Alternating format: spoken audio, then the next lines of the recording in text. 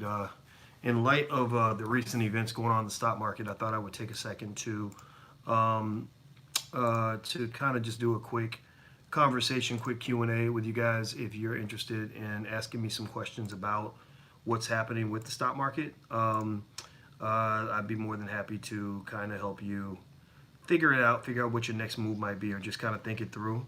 I'm not here to give investment advice. I am a finance professor. I've been teaching college students finance for a very long time, and so I thought it would be helpful if I came in and did a short little Q&A. And I'm wearing my Ohio State gear. Ohio State is where I got my PhD. Ohio State has one of the best PhD programs actually in the country, and so I learned from some really good people, and learned some really good stuff. And so, give me one second here. Let's see.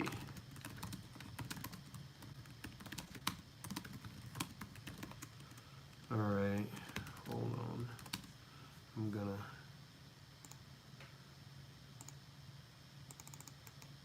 Okay, copy.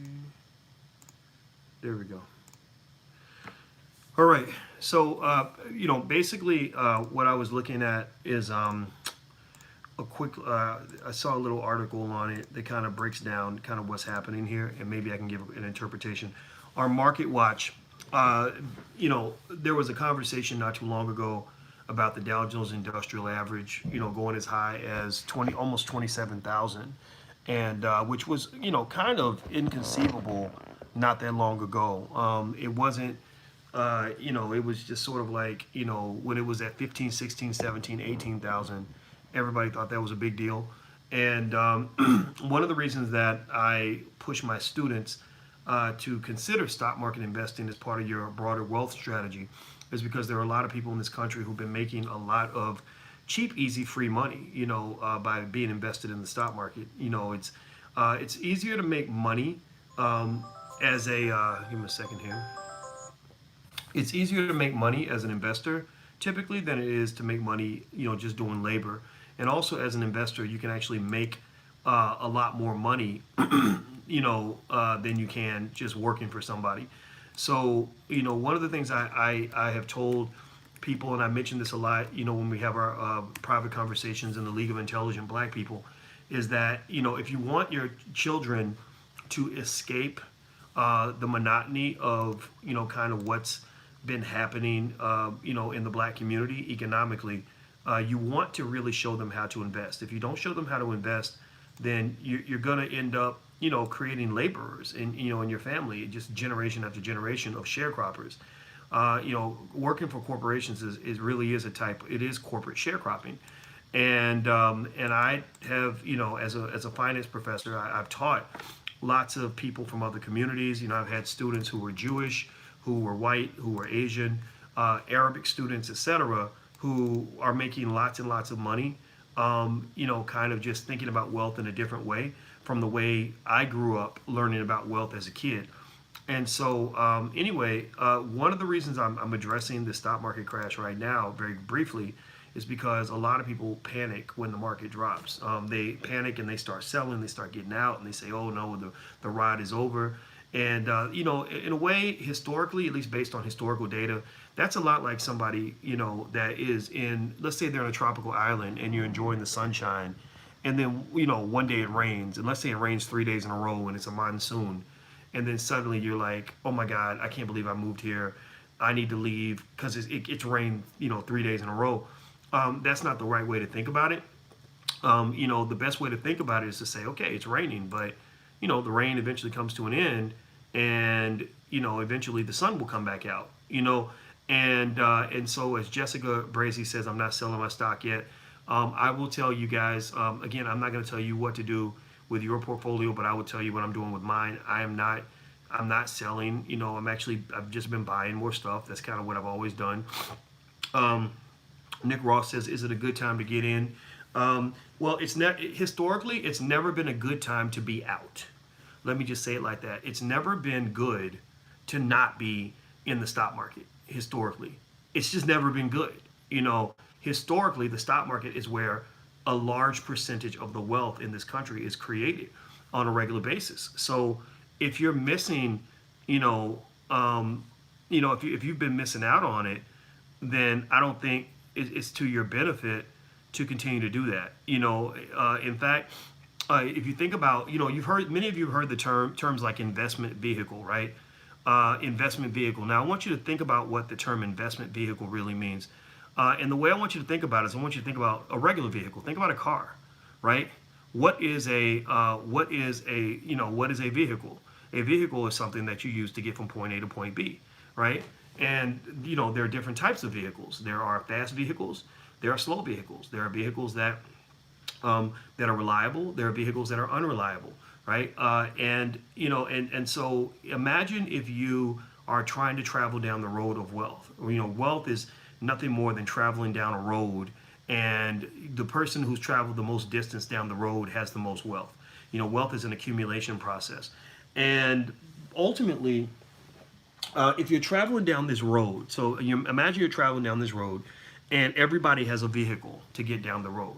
Now, on one hand, you got the white boys on Wall Street. Their vehicle, might be a jet airplane. So they're using a jet airplane to travel down the road. So they're covering a lot of ground really fast. They're going 700, 800 miles an hour, etc.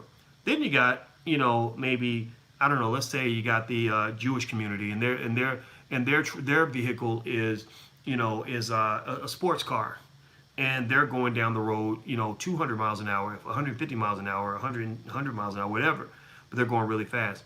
Then you got another community where their vehicle might be a train, a bullet train. So the bullet train is taking them down the road at a certain speed. When you get around to the black community, the vehicle is maybe a 10-speed bike, or maybe the vehicle is on foot, and you got people that are just walking down the road, and everybody else is taking bullet trains, sports cars, and jet airplanes. And then you sort of notice that there's a gap. There's a gap between where they are and where you are, right? That gap, that's the wealth gap, right? That's the wealth gap is like the distance gap. So this gap, it exists. Why does the gap exist? Well, the gap exists because because they're going down the road in a jet airplane or on in a sports car, and you're on foot. So when you're on foot, what happens is, you think, well, okay, if I want to close the gap, if I want to catch up with the person in the jet airplane, well, I just got to run really fast. We're gonna be the fastest runners that we could possibly be. We're gonna get Usain Bolt, and he's gonna run as fast as he can. And we're gonna close that gap. Well, Usain Bolt cannot outrun a jet airplane. In fact, Usain Bolt can't even outrun a raggedy ass car, right? Usain Bolt can't even outrun the slowest car on the road. He's the fastest man in the world, but the human body can only run so fast.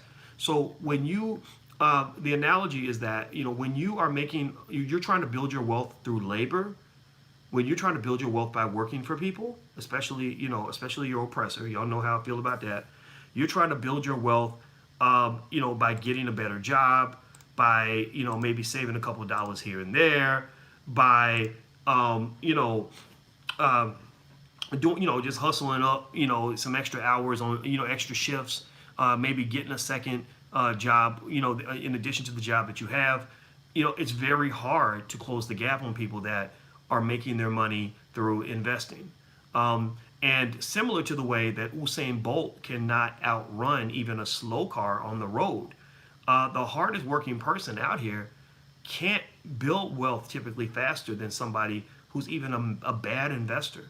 A bad investor. In my Black Stock Market program, the class I teach in the Black Business School, I explain, we actually study some of the results from a book called A Random Walk Down Wall Street. And in this book, this man actually taught monkeys how to invest.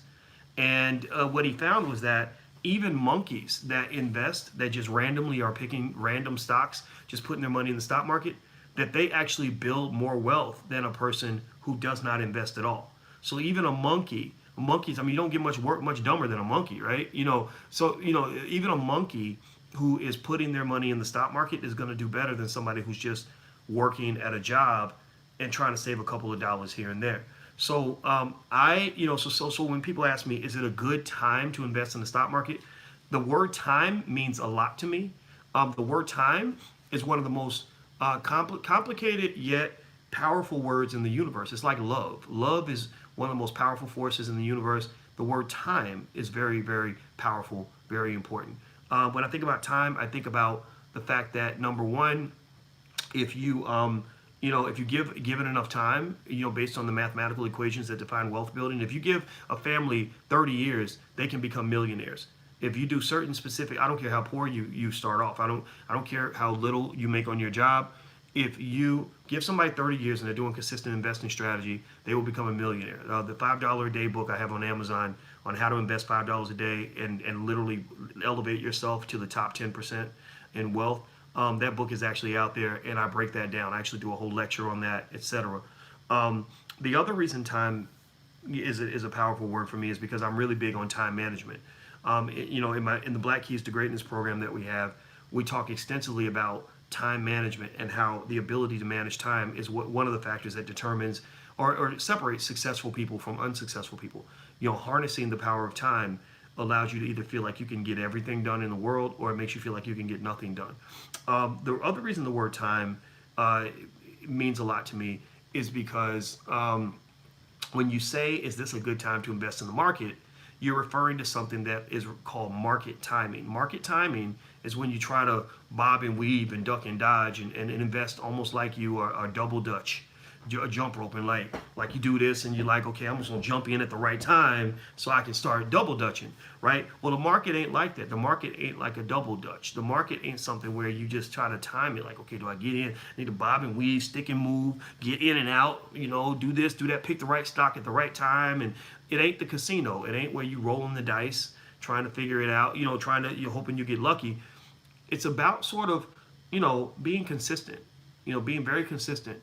And so the thing is that investing it should be a timeless ideology in every black family in America. Timeless means it don't matter what time it is. You're going to be consistent. It don't matter if the market's doing well or doing bad. You're going to be consistent. Doesn't matter if you're rich or you're poor right now. You're going to be consistent. Timelessness means that you're doing what they call dollar cost average investing. You're investing the same amount every week, no matter what, consistently. And maybe if the market drops, maybe you buy a little more. But really, what's a low price this week was a high price last week. So, for example, let's say that there's this stock, this stock you wanted to get, and it was $180 last week, and it drops to $175, and you say, "Oh, this is the right time. This is the right time. I'm gonna go get it because the stock is cheap." Well, the reason it's cheap to you is because it was 180 last week, and you're comparing 175 to 180. But you might look at that same stock and realize, shit, that stock was 125 a year and a half ago. So 175 can either be cheap or it can be expensive. It all depends on relative pricing. It depends on where your head is at. Do you feel me? So basically, historically, just based on history, there's never been a bad time to be an investor. Never been a bad time to be an investor. So if you're on YouTube, take 1 second, please. Hit that thumbs up button for me right quick so more people can see this video. I think that we need to bring black intelligence back. I think that we have to stop allowing coonery to be the biggest thing that we are connected to on the internet.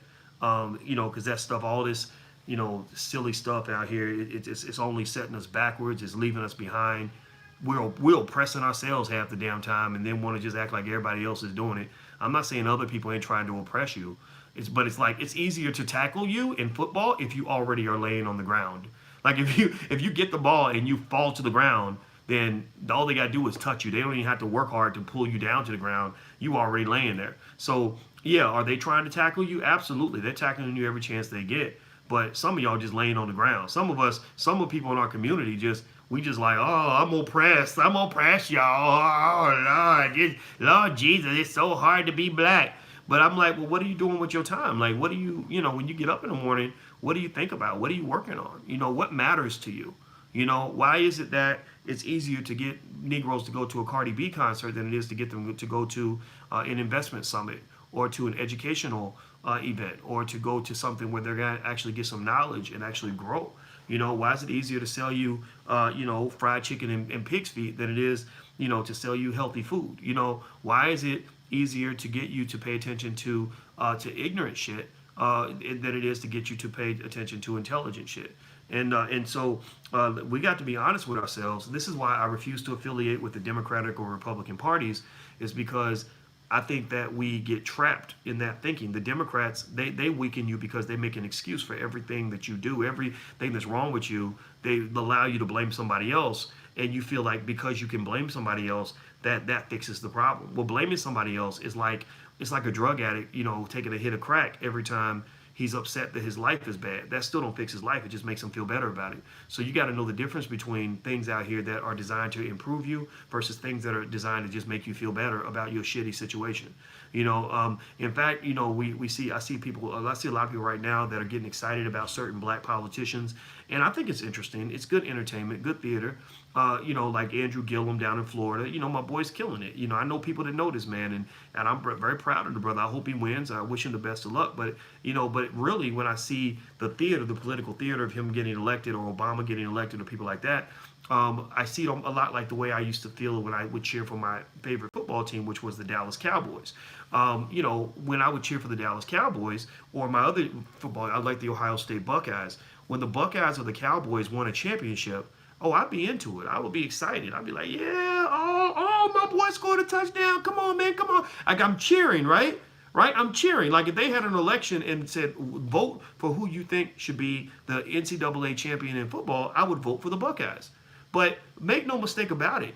I know for a fact that when Ohio State wins a championship, they ain't cutting me a check for nothing. They ain't doing nothing to help me pay no bills up in this house. They ain't doing nothing to improve my life. Ohio State wouldn't offer me a job if I asked them to. Ohio State, and not that I want a job, I don't want a job, but Ohio State, they ain't thinking about me like that. So I got to understand what it is. It's symbolism. It's celebration of something that just makes me feel good, but it's not something that changes my life. So the election of black politicians is the same way. Studies show that the more black elected officials we get, the worse off our condition has gotten. Like, black elected officials has never improved the condition of black people. It just makes black people feel good and feel proud, and you cheer for it like you cheer for a football game. So after the game is over, so when I'm watching my Cowboys, I don't pay a lot of attention to what the Cowboys. I don't watch the NFL at all. I just check the highlights every now and then, but I don't get on TV and watch it because of the boycott and all that. But at the end of the day, even if I was watching my Buckeyes or whatever win a championship and I get excited about it, there's a point where I turn off the TV and say, let's get back to real life. Let's get back to the shit that really matters in my life, the things that are going to make a difference for me. How am I raising my kids? How am I educating myself? Am I reading books? Am I learning? Am I growing? Am I working? Am I putting in the work in order to get ahead?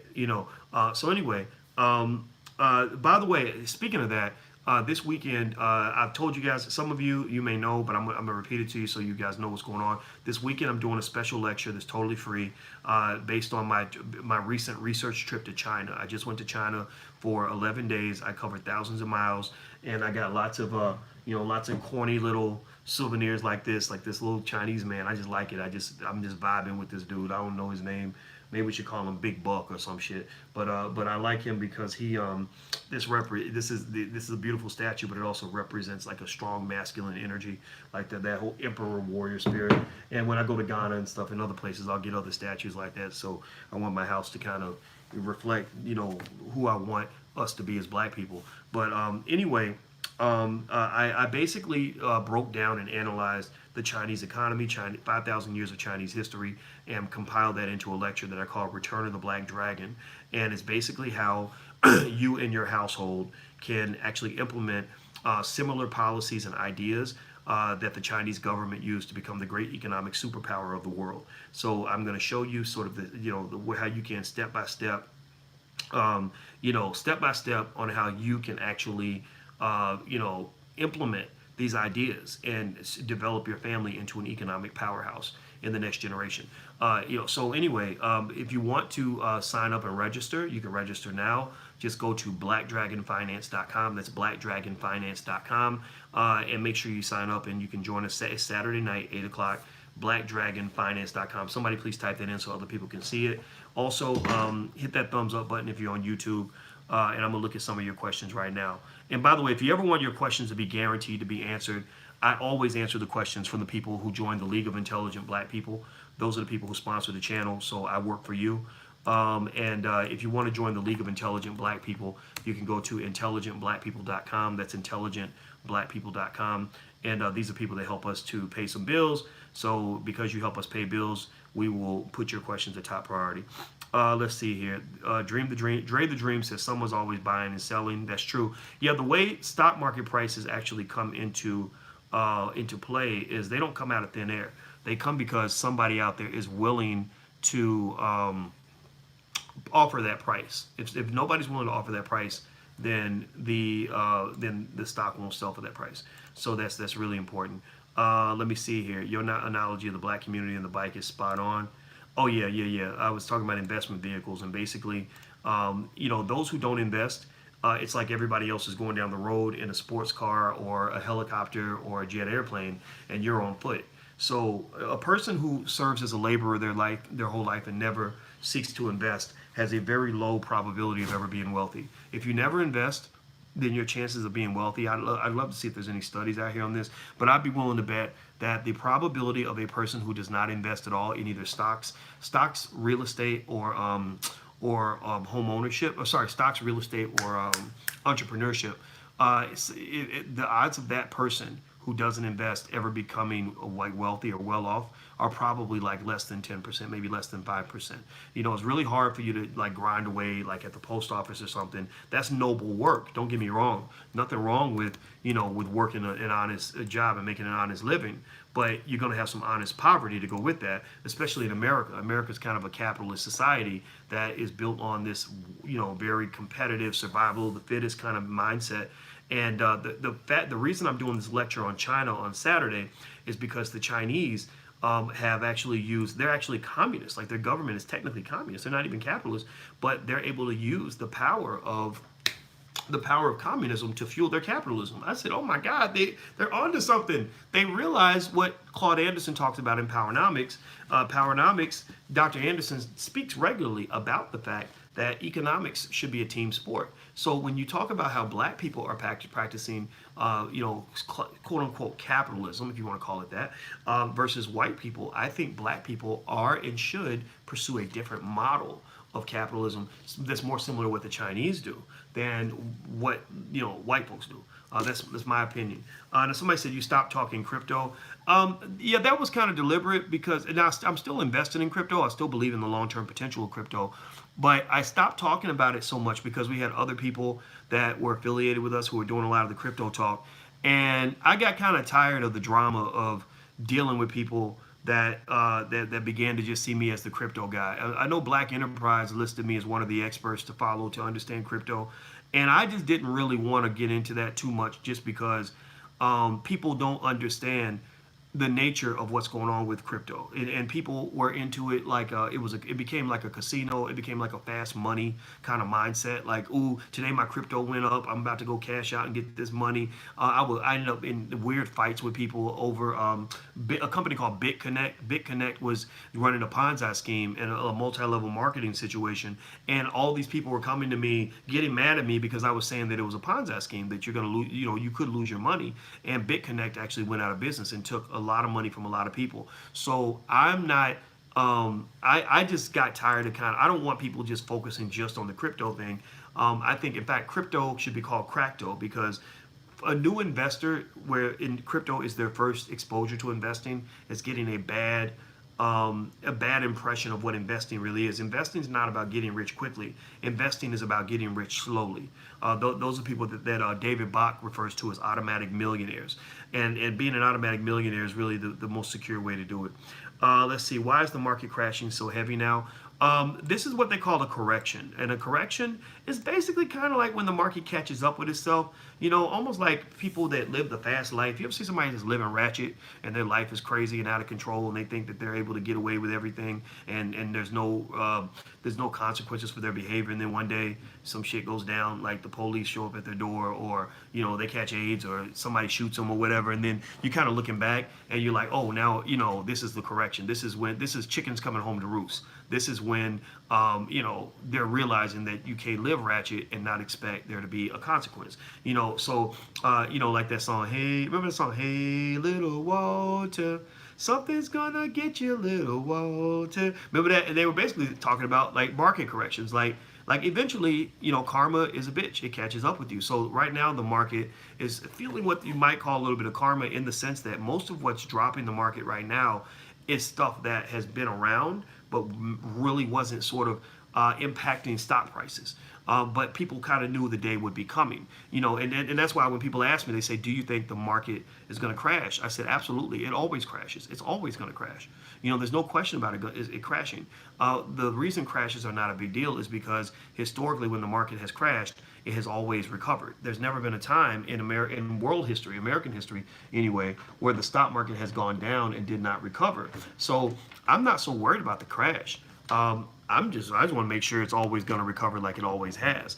So in a way, you can think of it like a market correction is almost like catching a cold, right? Like catching a cold is not that bad, but if you find out that your cold was actually cancer, then obviously it's a little bit of a different situation. The return of volatility, well, investors have grown all too comfortable with a market that has merely churned higher as it did in 2017. Yeah, yeah. Market pragmatists and technicians say these days were statistical anomalies to start. Okay. The S&P. Okay, let's see. A breakdown of support. Okay, this is more technical analysis. I don't really like technical analysis. I was looking at this article here. I know that interest rate increases caused the market to decline, and I know that the Fed increased interest rates. Also, let me see here. Let me look and read it here to see what's in this article here. Earnings reports are coming out pretty soon, so that's going to make a big deal, right? When companies release their earnings, that's when you find out if they're actually going to make as much money as you thought they were going to make, or if they make less or they make more. So Microsoft and Tesla had their earnings reports released. Their stocks shot up because they made more than they thought they were going to make. And so I'm wondering if that's indicative of like the whole tech sector, because one of the areas that got hit the hardest is technology. And so if these two leading tech companies, these two important tech companies are both having these positive surprises in their earnings announcements, it makes me wonder if that's going to follow up and happen with a lot of tech companies. I don't know if that's true for sure, but it will be very interesting. So a lot of companies coming out that are going to be publishing their earnings are Alphabet, which is pretty much Google. That's Google's parent company. Amazon, Twitter, Comcast, Merck, Chipotle, Mexican Grill, Snapchat. Several factors have contributed to the knock in markets this month. Some earnings disappointment, a brewing conflict between Italy and the European Union over budget spending. That creates volatility. Like, for example, also when Trump is fighting with China and going back and forth about the trade stuff, uncertainty typically drops stock prices. So anything that makes investors nervous can cause them to sell off or whatever, which can actually drop prices. And also things across the world can impact what's happening in the U.S. stock market. So, when Italy, and you may think that the, condition of the market has nothing to do with Italy and the European Union, but it's all connected through this thing called contagion. Financial contagion is pretty big, almost like somebody sneezing on an airplane and everybody else getting sick. Well, countries are deeply connected. Global economies are connected like that. And so when one economy gets sick or two countries are arguing over something economic, it can affect markets all around the world. So typically, a lot of times the night before, the Asian markets are open, and a lot of times I'll look and see what the Asian markets did as an indicator of what could happen today in the U.S. markets. So there's different ways to kind of see how it's all connected. If you actually want to go deeper and really want to like learn this stuff and learn the basics of it, it'll make a big difference in your life. Feel free to join my Black Stock Market Program. Somebody please type it in. It's theblackstockmarketprogram.com. Don't forget that THE, theblackstockmarketprogram.com. It doesn't cost that much. The first month is totally free. You get 30 days off for it doesn't cost you anything. And basically I teach actually, I would say it's similar to my college class I taught at Syracuse, but actually it's better than the college class I taught at Syracuse. Now, Syracuse is expensive. It's like $54,000 a year to go there or something like that. I think this class is $89 a month, but the first month costs you nothing. So feel free to hop in at least for the first free month and give it a try. It's theblackstockmarketprogram.com. It's very popular. People love it. And also, if you want want a degree to put on your wall, or a certificate to put on your wall, or a certificate just to show other people to show that you've you've done this. Maybe it'll help you get a job or something like that. We do issue certificates in the Black Business School. So if you go through all the material, you watch all the videos, then you'll automatically be issued a certificate. And with that certificate, you can print it out and do what you'd like to do with it. So feel free to check it out. It's theblackstockmarketprogram.com, THE. All right. So I'm gonna go. I gotta go take a shower because I just got through running, and I just finished icing my knee and my lower calf muscle because I have to ice stuff after I run. Don't forget, if you want to join that free lecture Saturday, it's blackdragonfinance.com. We're going to talk about China and how the China, how the Chinese economic system can be applied to the black family. It's going to be really powerful. It's blackdragonfinance.com. If you want to join the Black Stock Market Program, you can go to theblackstockmarketprogram.com. That's theblackstockmarketprogram.com. Also, if you want to be a part of the League of Intelligent Black People, where, among other things, I'll answer all your questions. I'll put your questions at the top of the pile in the live stream in exchange for you helping us to support the channel. You can go to intelligentblackpeople.com. That's intelligentblackpeople.com. Okay, guys. So I'm gone. I hope you guys have a great day, and I hope this conversation was helpful to you. And I'll just say, when stuff like this happens with the market, it doesn't scare me, it doesn't bother me. It happens all the time. So I'll see you guys later. Have a good day. Be good. Peace.